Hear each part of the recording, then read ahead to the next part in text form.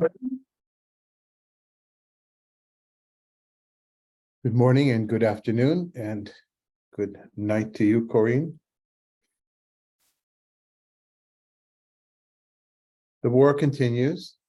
The situation worsens. We continue as well in some parts of our normal lives while keeping the suffering in the world in general, but in particular that which is close to us emotionally and spiritually, familially, socially, keeping it close to our attention. But we take a break from that, and yet at the same time, my hope is that our study will help us work out some of the issues we're going through, especially when we get to the end of the page today. I looked for something that I thought would connect to what we're doing and give us a sense of hope, perhaps, or at least an example of hope in the past we might draw upon. It's a no-brainer to keep praying in Or Hamidbar. I know there's many folks here that are part of different faith communities, but in our own faith community, Or Hamidbar, here in Palm Springs, of course, we continue our prayer. And to my mind, of course, we continue our study as well. Yet we mention, as I did, the situation and put it in that framework and try to remember that study is one of the centuries-long way to honor the memory of those who have lost their lives. But there was another dilemma that I was confronted with in recent weeks. I had thought that perhaps it was not the right time to do our annual fundraiser, the Jews to the Blues concert. Perhaps it would be considered as tone deaf, not only in the Jewish community, but also in the Palestinian and in the Muslim community nearby. And after speaking with a number of folks, people whose opinions and wisdom I respect deeply, we've decided to go ahead and do it. And for the following reasons. Number one, it's good for us to get together. I know this doesn't apply to those of you who are not geographically here, although it applies in that you can certainly help us out in what Or Hamidbar has been trying to do, not just with Stephen Kinney in this particular group, but the other things that we do in Interfaith. And in general, you can help us by sponsoring, being a sponsor. And you know what? I'm hoping that Madalena will at least get a collection of videos to send to those that are afar and won't be able to be here in person. But we decided that it's good to bring the community together in something which is comforting and hopeful music. What better than the blues, right? We're going through a pretty blue time. But also with the message that in coming together in this one thing we do a year to do fundraising, we're making we're not guaranteeing, but we're assuring the continuing existence of what we do here, because it does take funds. So if you have benefited from this group and you were able to, and I realize not everybody is able to, I think that Steve sent out a link. We can send that out again, perhaps.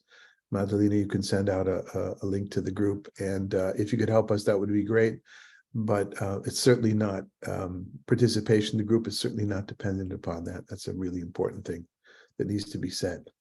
So we continue to study and we continue to pray and we continue to be involved in other issues that need our attention, whether it is today suicide prevention event, which is happening this month of suicide prevention, happening here in the desert, that I'll be a part of, an interfaith, interclergy panel, or whether it's things happening down at the border near you guys in Texas. I know you're not there on the border, most of you, or any of you, but it's certainly there, or what's happening in Ukraine, for that matter, or in Africa and Asia and all sorts of places.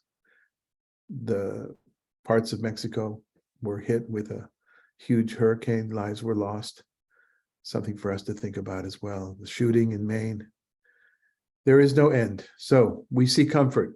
And with that, I suggest we begin. Stephen, do you have any introductory remarks?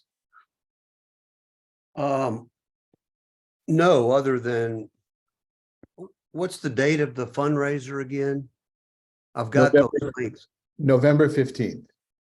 Great. So I'm going to do my best to try and participate and encourage others to pitch in on that. And I'm glad you're having it, David. And no. My heart is I'm trying to keep that deep center, because and hold multiple truths at the same time, instead of, instead of becoming immobilized by what all the things you just named. And I think we could do worse than dive into this text right now. Okay. Can I ask a question? Sure. What does an associate or a sponsor mean for Hamnadar? So it's not. I'd ask Madalena if she could send out to the group. She can send a link now in the chat box, if that's all right with you, or you'll get in your email a link to what it is. There's a variety of ways of doing it. I don't want to go into so much detail here, but Don, we realize that people have very, very different financial situations. And so basically it's whatever you can, any amount is certainly appreciated. But there's an ad book that's being, Richard, who's here on the call with us, he's not terribly thrilled that I have put him in the limelight like this, but he is our honoree this year because of the wonderful work. Without Richard, we would not be able to have Or Hamidbar as a 501c3. He does all the bookkeeping for us and does it with grace and with humor, and participates in everything. It's really one of the pillars of our community from the presence point of view. And although I make fun of him all the time, he's the butt of my jokes. He has a tremendous amount of wisdom and humor, and that's why we're honoring him as well. So you'll see that in the link and on the material that. Can I add a comment? Yes, of course. Oi. Oi. That is Richard's modesty, right? The oi of modesty. There's a link in the in the chat box, and if those categories don't fit your bank account, your pocketbook, then any gift, of course, will be greatly appreciated. Okay, then. So let's get into the text. It's all right. Julian, are you up for reading? Are you a reader? Are you the reading type? Julaine? Julaine, sorry, I get it wrong. I apologize. I'm so That's sorry. okay. That's okay. Sure, I'd be happy to read. What would you like me to read? Why don't we read the first section 1 through 4 and get some reactions? Okay. This is my servant, whom I uphold, my chosen one, in whom I delight. I have put my spirit upon him. He shall teach the true way to the nations. He shall not cry out or shout aloud, or make his voice heard in the streets. He shall not break even a bruised reed, or snuff out even a dim wick. He shall bring forth the true way. He shall not grow dim or be bruised, till he has established the true way on earth, and the coastlands shall await his teaching. You want to take a first crack at feelings or reactions to what you just read? I'd like to defer to someone else on that one. Sure. David, can I say a few things just to frame it a bit? Absolutely. So this is the first of what will be 4 of these suffering servant texts in Second Isaiah. And the question is, to whom do these refer? Is it to Israel? Is it Deutero Isaiah himself? Is it an ideal type? And so there is that, but clearly in the first century, the Jewish community in Israel, that as those of us who were in the study of the book of Acts last year, this Jewish Christian community began to ransack the Hebrew texts in light of their experience of Jesus of Nazareth and began to make correlations. And this is one of those correlations. And so we'll look at that text in Matthew in just a moment, but I would want to suggest that first Isaiah, chapters 1 to 39, what we call first Isaiah, what scholars call first Isaiah, and it's not hard and fast, but that's one frame for understanding the text. In that first Isaiah, the theology is very Deuteronomistic. It's very focused on the covenant that God made with Moses, that is expressed in Deuteronomy and in the literature that comes out of that way of thinking, where obedience leads to blessing and disobedience leads to curse. And so in chapters 1 to 39, you have this constant tension between this Israel, the Israel that is disobedient, and that Israel, the Israel that is by God's grace will emerge in due course. That's the promise. That's the hope. And so in not only in Isaiah 1 to 39, but in many of the other prophets, there's this continual, alternation between God's promise and blessing and forgiveness, and then the wrath and the anger. And as Joshua Abraham Heschel keeps saying over and over again, the wrath of God, the anger of God is really God's compassion, and God's pathos in God's effort to inspire Israel to trust, not in the idols, not in the alliances of the everyday, of the politics of their time, but to wait on the Lord and to trust in Yahweh. And so here we have what I think this first of the four suffering servant text, which of course the early church, the early Jewish Christian church, in their mission to the nations, to the Gentiles, they, in light of the crucifixion of Jesus, began to recognize that this is talking about a new Moses, a new way that's from the bottom up and not from the top down. And so I guess that's all I want to say, just to frame it. And maybe David, we just look at the Matthew text now and then talk about it. Is that? You're muted, David.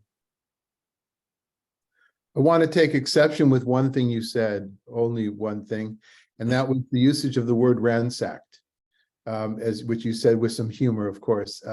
I don't see it that way. I see the first century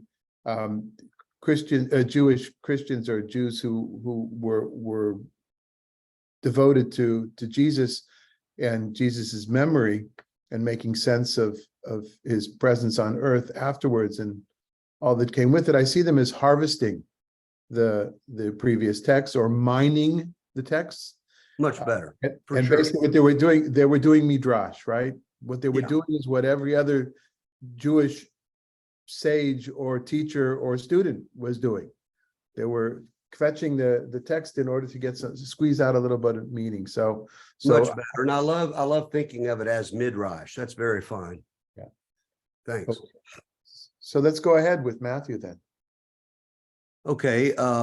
Now, this, of course, is the story of the baptism, and the verses before verse 16 and 17 is we've already looked at. You remember in Isaiah 40 where there is going to be a voice crying in the wilderness, and in that voice is one who is and the mountains will be leveled and the way will be made clear for the return. And for the early Jewish Christians who experienced, who were doing midrash on the scriptures, and remember, there's no New Testament at this, right? They're just, it's truly midrash. I love that. They are seeing the story of John the Baptist's arrival on the Judean desert as a fulfillment of those expectations that were given in Isaiah 40. And the idea was that before Messiah returns, Elijah would come. And not across the board, but in some circles. And so we have this image of John the Baptist who's kind of dressed like Elijah. You know, that's the evocation, it seems to me. And he announces that. So suddenly Jesus goes into the Jordan River Valley to be baptized, and is baptized, and here we begin. And when Jesus had been baptized, just as he came up from the water, suddenly the heavens were open to him, and he saw God's Spirit descending like a dove and alighting on him. And a voice from the heavens said, "This is my Son, the beloved, with whom I am well pleased," which of course reflects this opening from Isaiah 42. Don? Yeah, let's see if I can get this right. The opening verses, "This is my servant." The section from Matthew is, "This is my son." Mm-hmm. Who is speaking in verse 1 through 4? And by what authority are those words spoken? By what authority?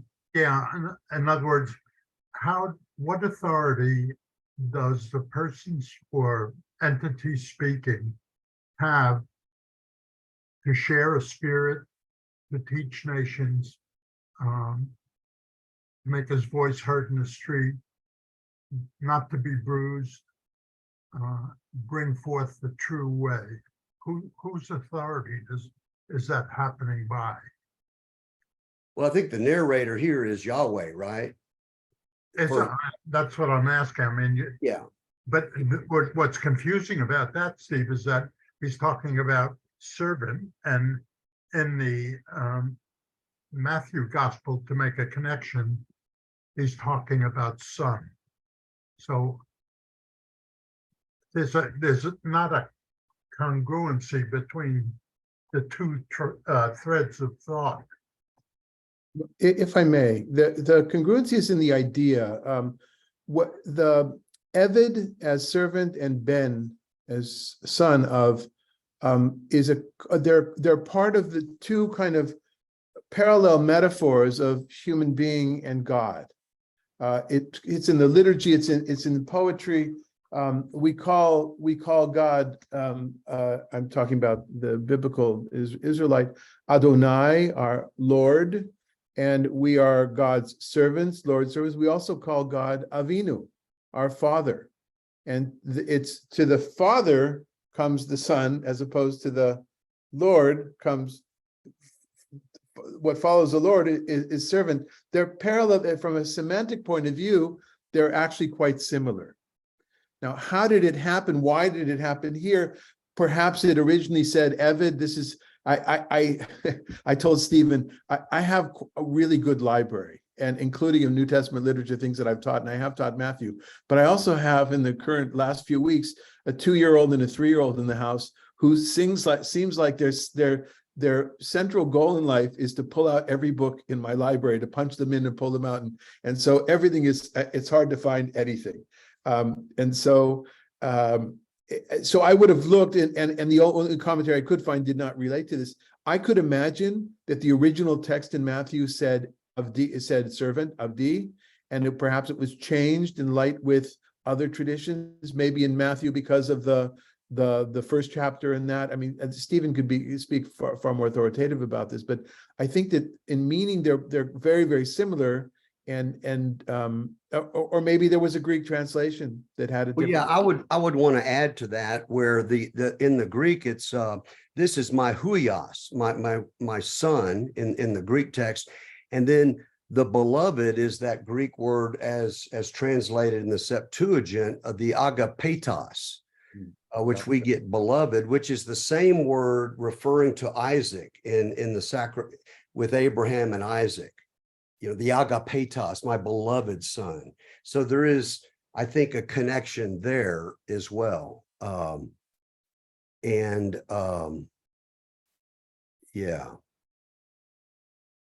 I mean, the reason why I think this is important to me is because I think it has a personal meaning. We can be substituted, we as individuals can be substituted as servant in this passage from Isaiah. Mhm.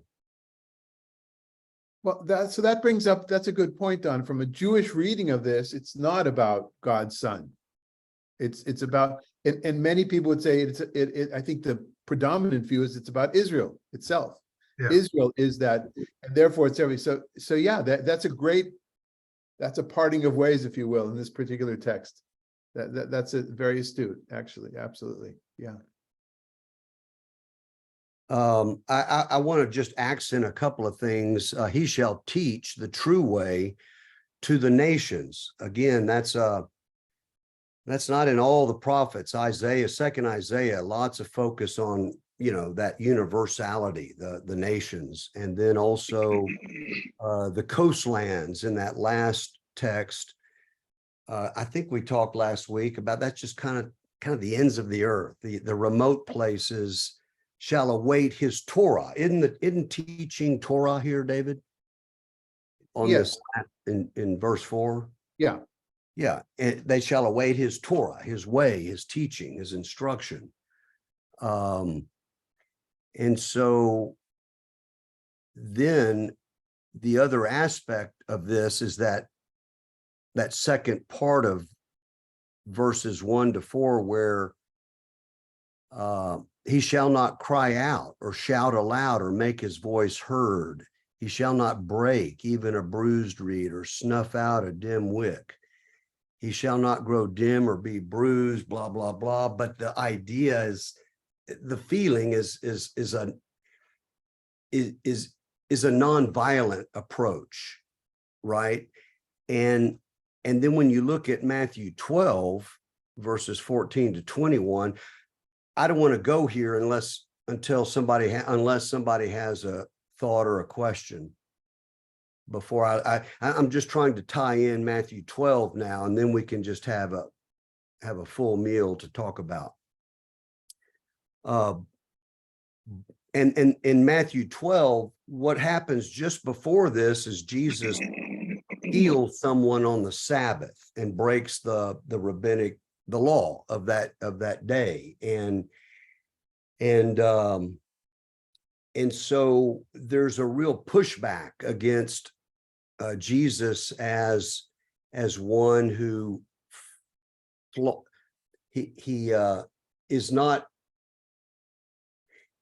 he's not obeying the usual laws of that time, right? And then of course we know that the Pharisees are scandalized by this, and they went out and conspired against him, how to silence him, how to destroy him. When Jesus became aware of this, he departed. Many followed him, and he cured all of them, and he ordered them not to make him known. This was to fulfill what had been spoken through the prophet Isaiah. Here is my servant, whom I have chosen, my beloved, with whom my soul is well pleased. I will put my spirit upon him, and he will proclaim justice to the nations, the Gentiles. He will not wrangle or cry aloud, nor will anyone hear his voice in the streets. He will not break a bruised reed or quench a smoldering wick until he brings justice to victory, and in his name the Gentiles will hope.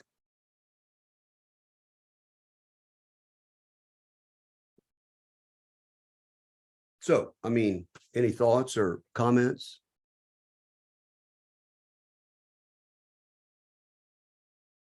Again, more midrash on their experience of Jesus of Nazareth in their effort to try and make sense of it. Harold? Going back to the last line of the first part, it says, and the coastlands shall await his teaching.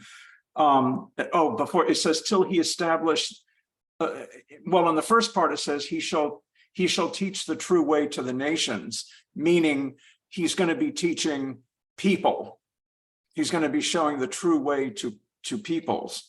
And then he says, until he has established the true way on earth, and makes reference to the coastlands.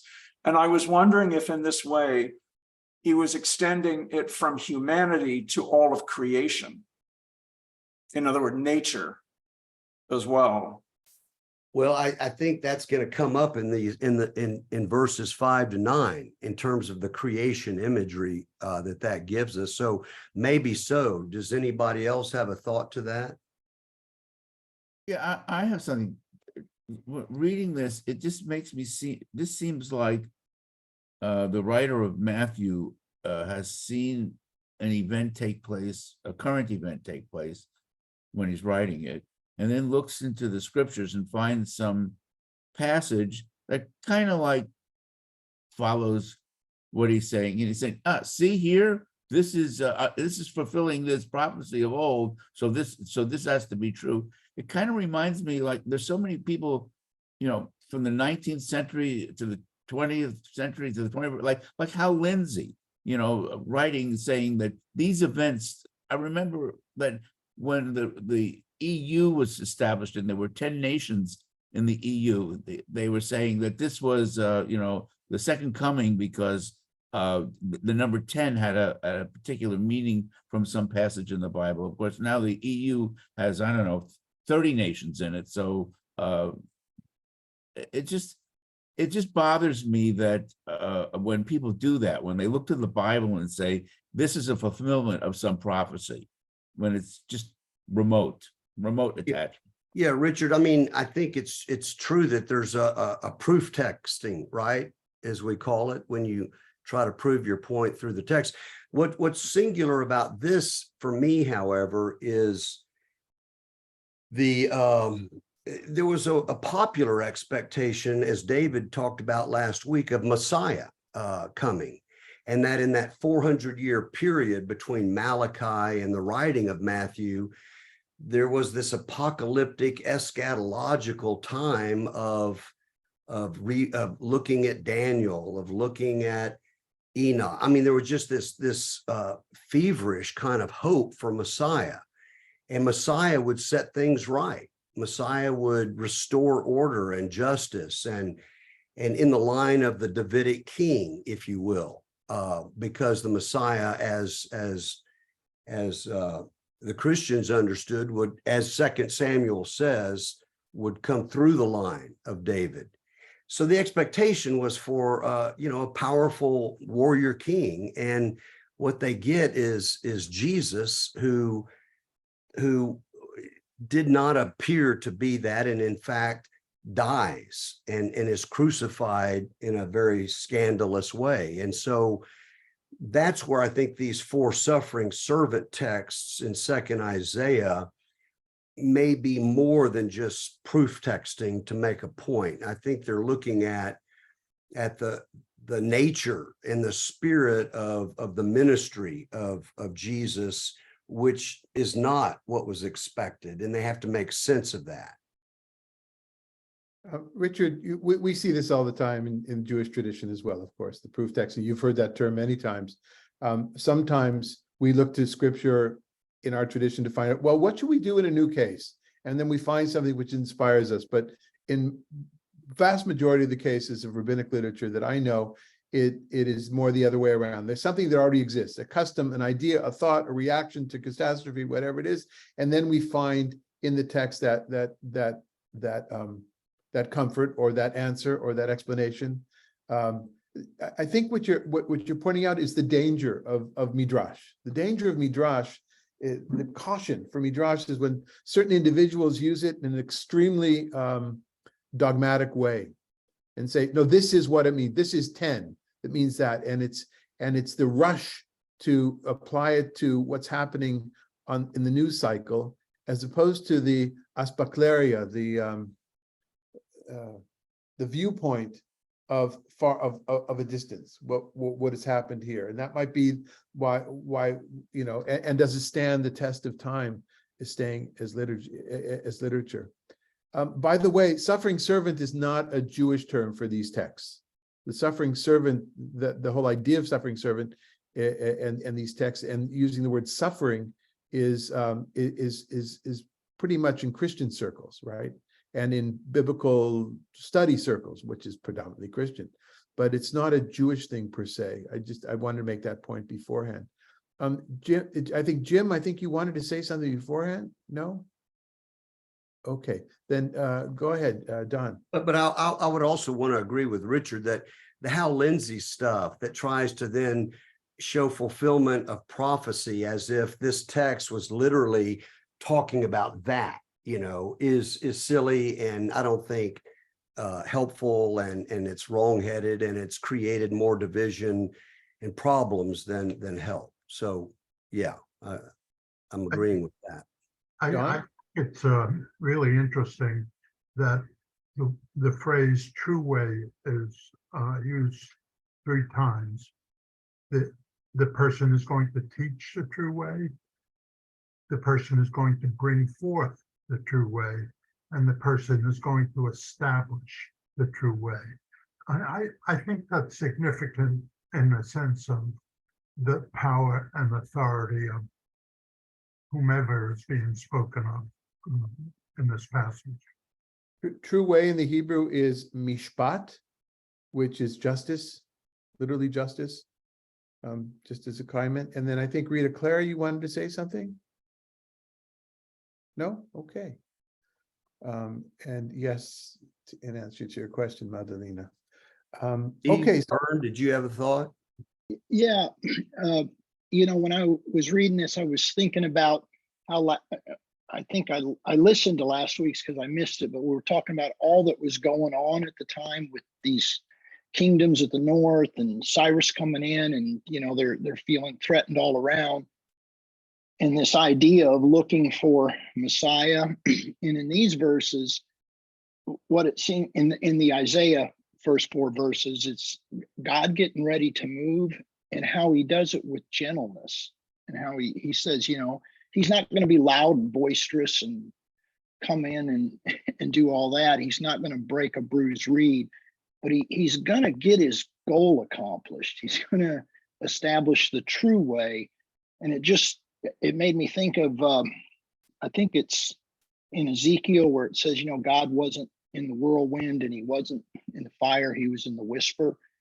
And God's always working quietly through all of these things that are going on. And that's just what stood out to me in those first 4 verses. Your quote is from Kings. It's the Elijah on Mount Horeb, where Elijah's expecting fireworks in God's presence. God says, take it easy, take a deep breath, dude. It's this still thin voice, or the still silence of. It's very important in our liturgy, by the way, on Rosh Hashanah when we blow the shofar, is to explain it's not about the volume. It's not about how long the shofar blower can keep it going. It's about how does that still silent voice reach your inner part. Good point, Steve. And David, I would also want to emphasize what you just said. True way is mishpat. It's righteousness, justice. It's right relationship. I think true way can suggest, especially to the modern mind, where there's objective, absolute truth or not. And I just think it's a more subtle reading, the mishpat as right relationship. Yeah, I think, Don, perhaps True Way echoed in your mind some of the talk of, I think it was the Acts, right, where we had Yeah, well, they've been known as the way. the way. Yeah, maybe that. So that's a translation semantic. That's interesting. You say that'd be a good thing to think about when in interfaith study. How do we translate a term like mishpat? But I think you hit it on the head in the sense of truth, justice, and mercy and compassion. That is really the way we are to relate to one another with those qualities. It doesn't have to be a big Megillah of what's in the book and the definitions and the rituals to a large extent, but it is that stuff that's in the heart. Right, a big Megillah, very an important word in the Christian tradition. A big Megillah. For those that don't know, a groise Megillah, a groise Megillah in Yiddish means a long Megillah means the reading of the scroll of Esther, which is 10 chapters long, and it takes forever to get through it because it's always so boisterous. It's in the public reading, so that's why it's called a ganze Megillah, reading the whole thing. Yeah, so good. See that, Don, it's good that there's a little bit of interfaith dialogue there as well, right? Yiddish's influence on English. Okay. So why don't we go on to the next section? Harold, do you want to read 5 to 9? Thus said the eternal God, who created the heavens and stretched them out, who spread out the earth and what it brings forth, who gave breath to the people upon it and life to those who walk thereon. I, God, in my grace have summoned you, and I have grasped you by the hand. I created you and appointed you a covenant people, a light of nations, opening eyes deprived of light, rescuing prisoners from confinement, from the dungeon, those who sit in darkness. I am God, that is my name. I will not yield my glory to another, nor my renown to idols. See, the things once predicted have come, and now I foretell new things, announce to you ere they sprout up. Harold, here's what you brought up beforehand, the creation that Stephen pointed out. We're going to see it in the next second as well. There is an involvement here of the creation in general. I think that's a really good point. A note about the translation we're using. You'll see the word eternal and God in caps. This is the new Jewish Publication Society. This is the newest Jewish Publication Society from translation from last year, I believe, which is gender sensitive. Like in the Christian world as well. I have it on my shelf. I'm actually looking at it from afar, but I don't know who published it. The gender sensitive, or I think it's called the gender sensitive, the inclusive version. And I'm experimenting with it. I haven't used it in the past because a little bit I think it's important to use that kind of a translation when reading publicly for liturgical use. But when we study, I'm not yet sure. So this is my little experiment with it to see how other issues are changed to be gender sensitive. It does that when there's father-child, mother-child relationships, and I'm not sure that's good for our study, or at least the way that I'm interested in studying. But that's why you see eternal and God capitalized that way. Eternal is Yud He Vav He, as Steve says, Yahweh, which is this 4-letter word made up of was, is, and will be. It's like what Rabbi Art Green, my teacher Art Green, says is an impossible word, from a grammatically impossible word, which relates the impossible for our minds, our puny little minds, the timelessness of God. So No that's vowels. one for eternal there. And God is Elohim. Yeah, which makes it a little bit easier than, say, in New Testament literature, when I'm still trying to figure out when Kurios, or when Lord is the Father or the Son. And Steve recommended last year already a wonderful book that, again, I think it's actually in the car. What I decided to do this last 2 weeks, anything important that I'm working on, I move those books to the car. The kids can't get in my car.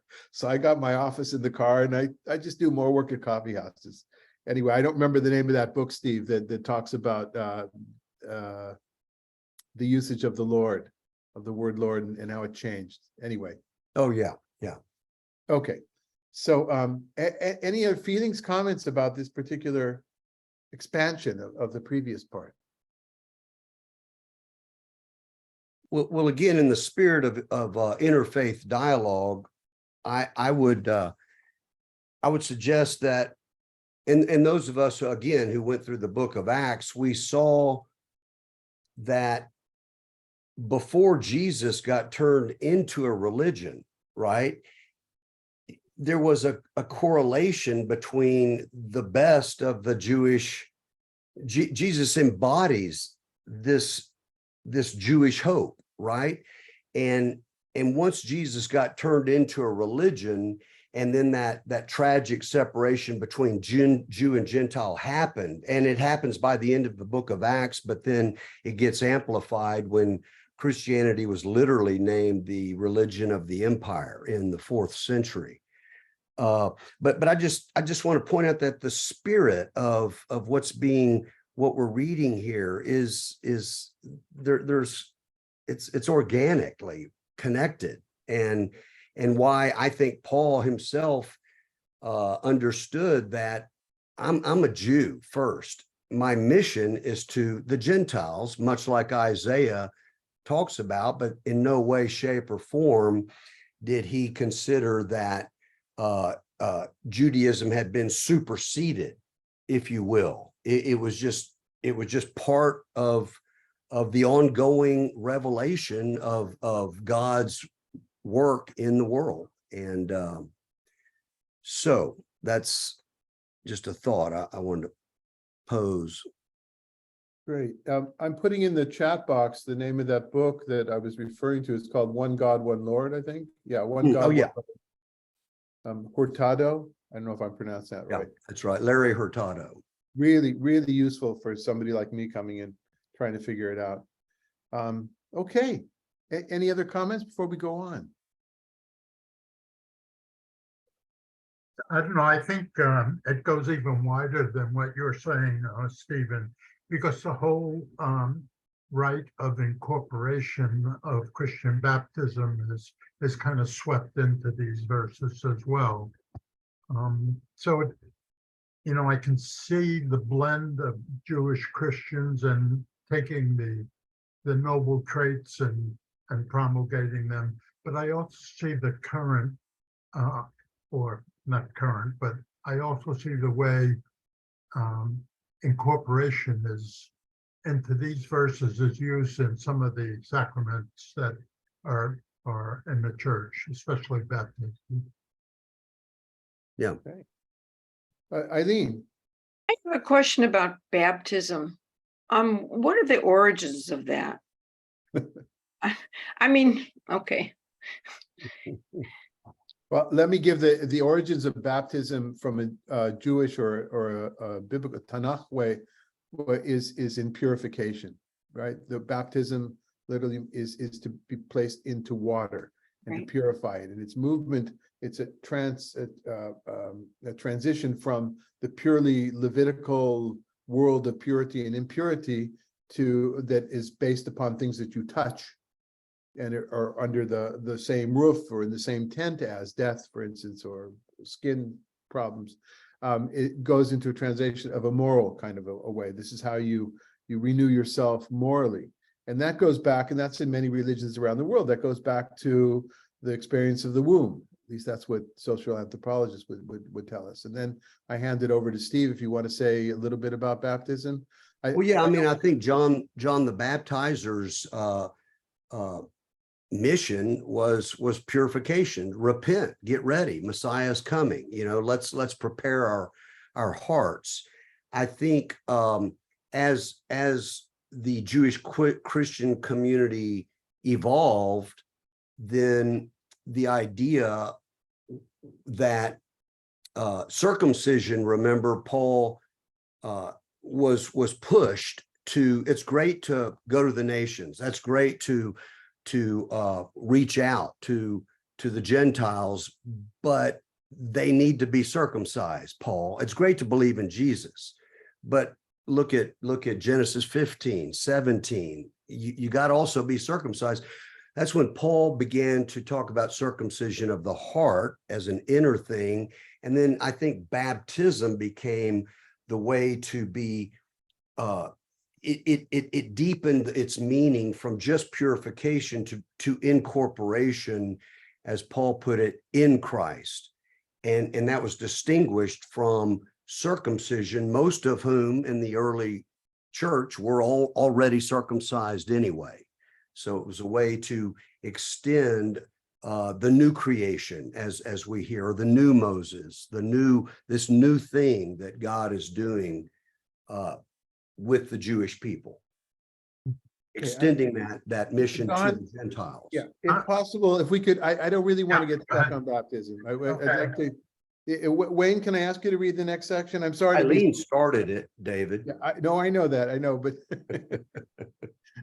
And I will talk to her later about this. All right.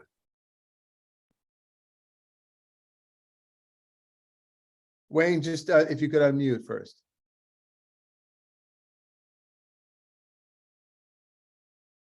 Verses 10 to 13, sing to God a new song.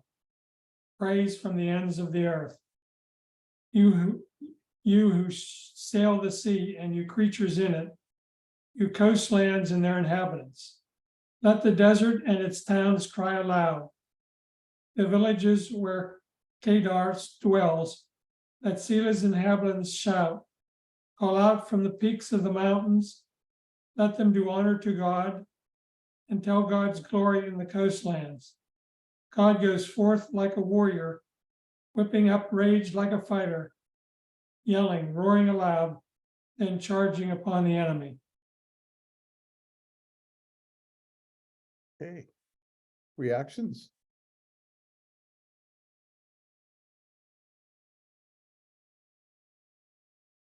This usage of new song is something you may sound familiar from the Psalms. There are a number of Psalms that start with, sing a new song. There are some parts of this that overlap with parts of different Psalms, but it's not as we have one or two cases in other parts of the Hebrew Bible where there's an actual Psalm for the book of Psalms, which is we find in the narrative as well over here in the prophecy. Anyone? We've moved beyond not bruising a reed to whipping up rage and ransacking like a warrior. So there is a little, maybe some messianic violence, as you might put it, David. Mm-hmm. That seems to contrast a bit here. So I'm just feeling that contrast. Yeah, it seems like he's getting mad. Mm.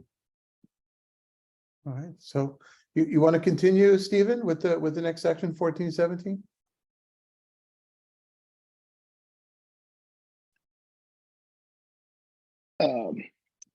I have kept silent far too long, kept still and restrained myself.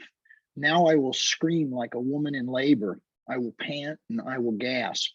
Hills and heights will I scorch, cause all their green to wither. I will turn rivers into isles and dry the marshes up. I will lead the blind by a road they did not know, and I will make them walk by paths they never knew.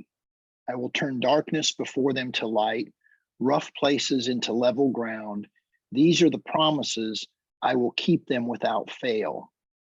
Driven back and utterly shamed shall be those who trust in an image, those who say to idols, you are our gods.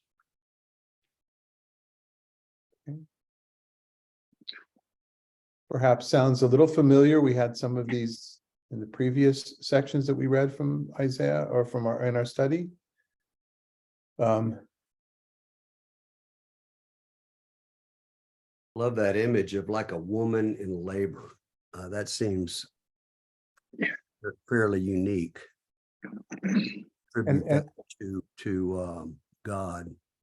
And I'm glad that this gender inclusive or gender sensitive translation didn't change that, which I could see a particular translation going as well. It would lose so much of its meaning. David? Yeah. Where it says, I will lead the blind by a road they did not know. And then a couple of lines after that, it reminds me of, isn't there a admonition somewhere in the Torah that says you shall not put something in, Stumbling block. stumbling block in front of a blind man? And this is like doing the opposite. I think God needs anger management. Frankly.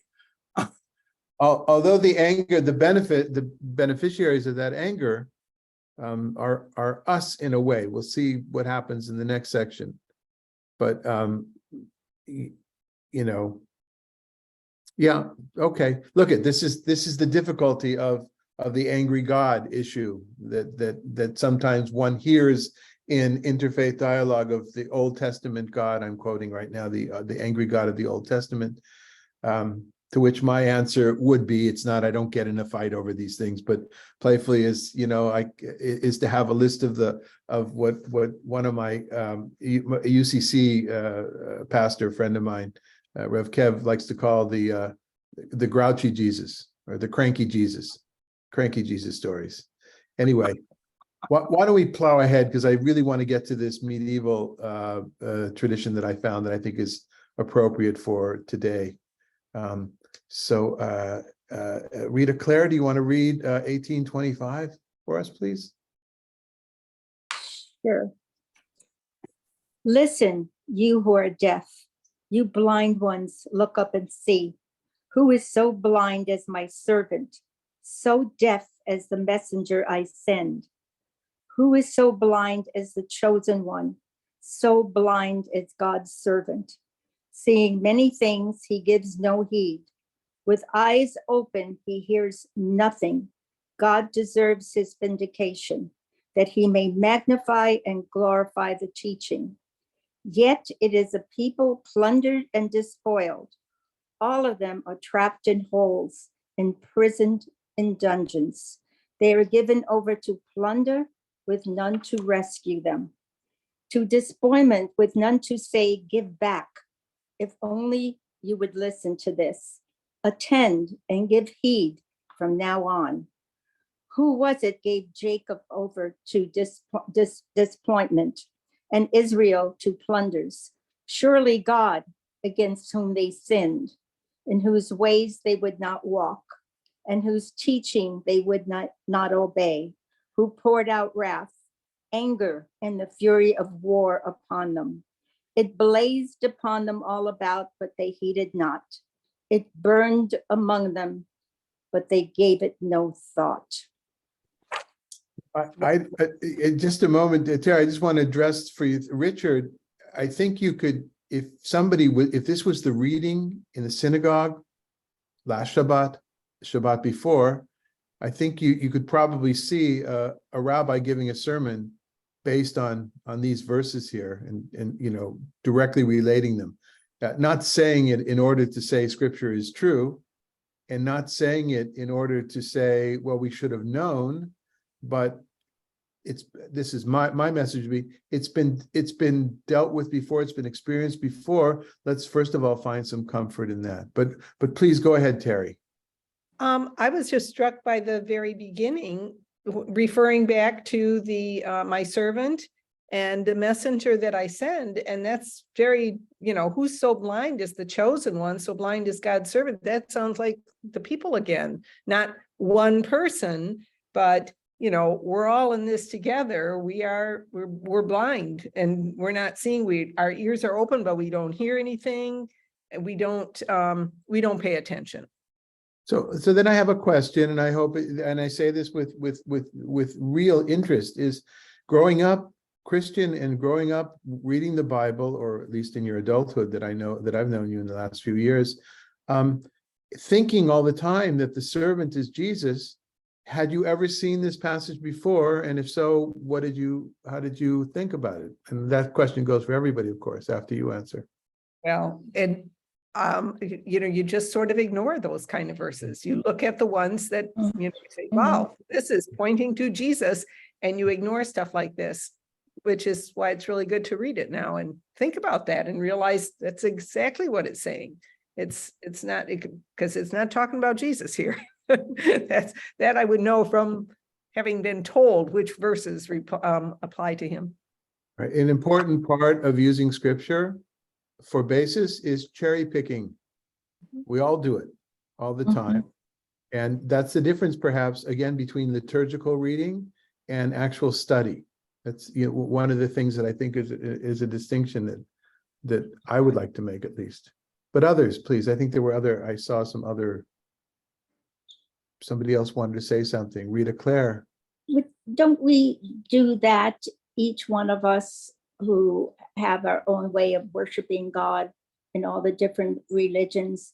Nothing is foolproof. We can't really say we believe in everything. So we pick out those things that we feel strongly about, and we put aside the others that we may find fault with or not agree with. And not just in religion, right? In a lot of things, yes. So I think to me, it's being deaf and to some things and not seeing, being blind and not seeing some things. We all have a tendency to do that in many facets of life. I'd like to draw everybody's attention to those final verses on the right-hand column. I'm sorry, the final verses in the left-hand column, the bottom, yet is the people plundered and despoiled, trapped in holes, imprisoned in dungeons, given over to plunder and none to rescue them. I hope people understand how prescient and immediate these verses are to us Israelis, to Jews who have a strong connection. It is, as I said to Richard before, it's almost as if this text was made for this time.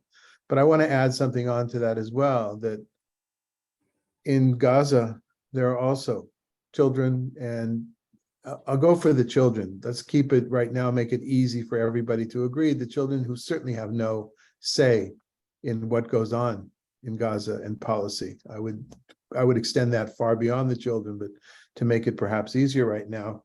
None to rescue, the feeling of being abandoned by the world, of life being ruined. This is important. This is really important stuff for me. And I went in search of a rabbinic source that might help us expand this a little bit to bring it, okay, then what, right? It's not just about my frustration in the gatherings of Jews in the Coachella Valley, the last two, for instance, is that it is about how victimized we are, and they always leave out the other side. That's maybe one rabbi said something, an afterthought about it, but beyond that, it's about how horrible this is, and what I want to do is, okay, but now let's react. Now we're a community, we need to do stuff as well. We need to listen, we need to feel, but we also need to somehow begin, not to solve the issue, but to begin 3 dots. And I found for me this particular source, which is an old favorite of mine. It's a not so well-known midrashic work from the 9th, 10th, 11th century. There seems to be more study done, and it was very little was known about it in the 80s when I first discovered it. It was just being written about then. I think there's more now, and I need to catch up. There's already an English translation, for instance. There wasn't beforehand. And this is ostensibly a midrash on Genesis. And in the context of, I don't remember, the interesting part of it is that each section has a reading from Genesis, then has a reading from prophets, and the reading from the writings, from the 3 different parts. very similar in typology to the traditional church readings from the different sections of Scripture. So I think perhaps maybe it's best to maybe I'll go ahead and read it, okay, if that's all right. So based on the verse in Micha or Micah, the Lord's wrath I will bear, for I have sinned against him. Rabbi Shmuel bar Nachmani said in the name of Rabbi Yonatan, the man from Jerusalem, that Israel said to God, with what do we console ourselves, and why are we able to withstand God's anger? And they said, because God strikes us and immediately heals us, creating us anew. As Isaiah said, who has given Jacob up for plunder and Israel to the robbers. Was it not the Lord, he against whom we have sinned? For they would not follow God's ways. They did not obey God's law. So God poured out on them God's burning anger, the violence of war. It enveloped them in flames, yet they did not understand. It consumed them, but they did not take it to heart. This means that they were destroyed and plundered, but immediately God created them anew. As it says, and now this is what the Lord says, God who created you, Jacob, God who formed you, Israel. In the next chapter for next week. Therefore, Israel said in this matter, we see and console ourselves that God creates us anew immediately. As Jeremiah said, but this I call to mind, and therefore I have hope. Because of the Lord's great love, we are not consumed, for the Lord's compassion never fail. They are new every morning. Great is your faithfulness, as it says in Lamentations. And why are they new every morning? Asked the Midrash. Because God renews them immediately, as it says, and now that is what the Lord says, God who created you, Jacob, who formed you, Israel. Now, I am not so tone deaf to say that we begin to say the war is God's punishment upon us. That's not the message that I identify with. That is a message here. That's the message in Isaiah. But this does give a sense of hope, and that even in the rubble of war on both sides, even in the shock and the anger and the brutality, there is a space for hope, a space for hope of being renewed and being rebuilt. And that space is physical, of course, and it's beginning to happen slowly in Israel. I don't imagine it's happening in the Gaza Strip right now. And it pains me that that's the case. Being rebuilt means that refugees need to be taken care of. Supplies need to reach them. Cities need to be rebuilt, or homes need to be protected. The things that are happening in the state of Israel right now because of the nature of Israeli society filling in for where the government is failing. But this hope that politically, that socially, something good can come out of this is something that I cling to, I hold on to. Perhaps it's naivete. Perhaps it's sticking to my guns, my liberal progressive guns, despite what has happened. But it is what I have. And if anybody asks why I would call myself a man of faith, that would be the example I would give them right now. Thanks for allowing me to bring that rather personal. Nice.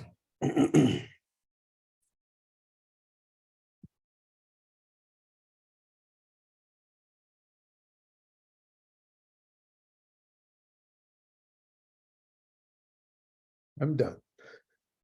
If anybody has any comments or questions.